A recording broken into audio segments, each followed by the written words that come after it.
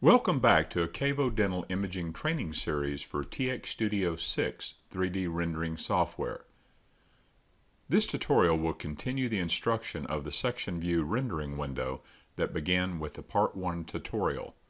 We will look at additional viewing preferences. You may view only the rendering window and toolbar if desired. To do so, select View in the menu bar and select Full Screen. You can still isolate one of the viewing windows by double mouse clicking on it. Click the keyboard Escape key to revert to the default view. At times it may be desired or necessary to hide the view window's informational text displays. To do so, simply select the Information Display icon on the toolbar.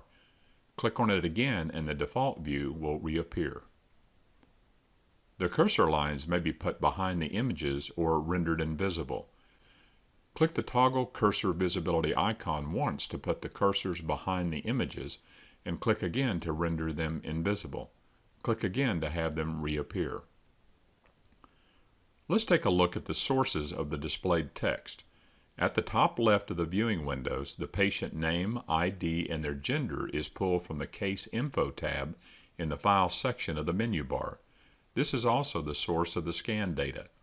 Here you may anonymize the patient information if desired for display and printing purposes.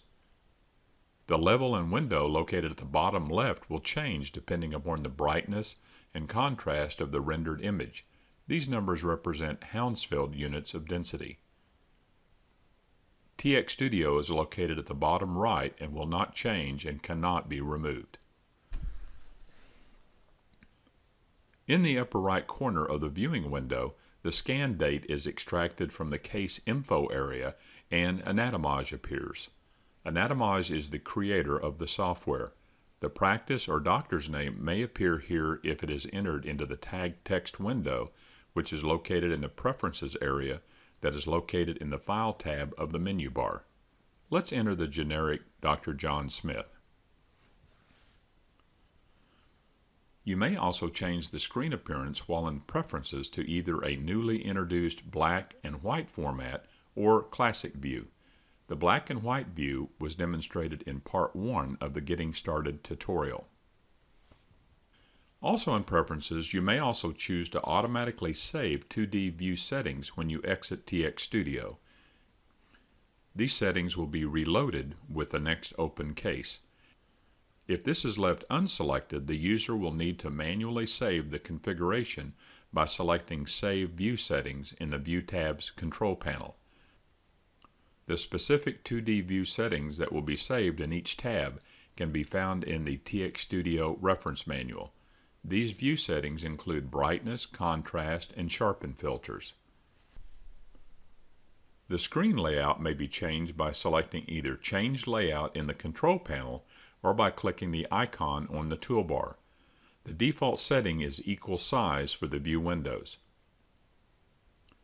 There are 4 additional view windows available, such as Axial plus 3 sections, which will make the axial view more prominent than the other 2. To revert to the default view, let's click on Default in the Layout section of the control panel. You may also choose a Lightbox style format. The Lightbox is composed of 4 to 32 sections or slices of either axial, sagittal, or coronal views. The user may also define the slice interval by selecting a drop-down option with a range between 0.1 to 20 millimeters or by manually entering a number within that interval on the keyboard.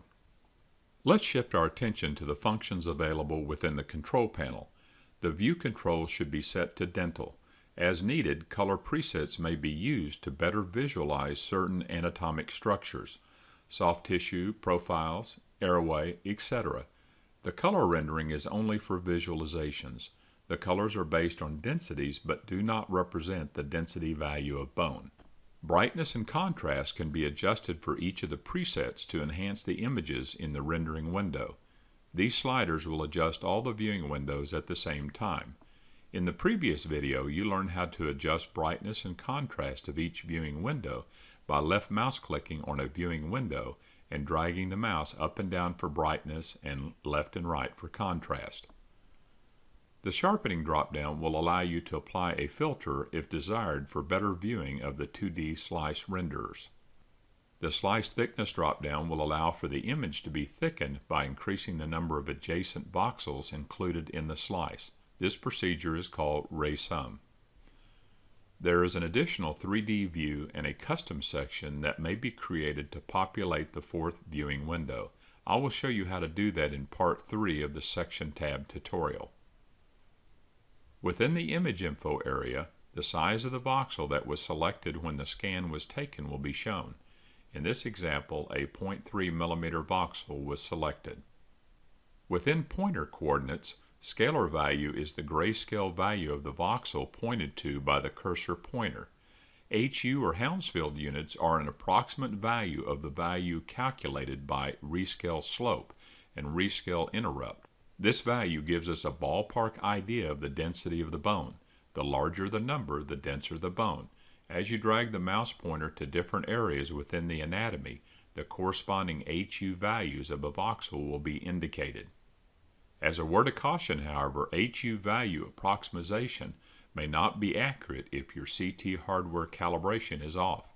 Also, values can vary over a range based on the physical characteristics of the object being imaged. This concludes part 2 of the section view tutorial. Please join us for the next video, which will build upon the information that was covered in this tutorial. If you have any unanswered questions or would like additional information, consult the TxSTUDIO reference manual.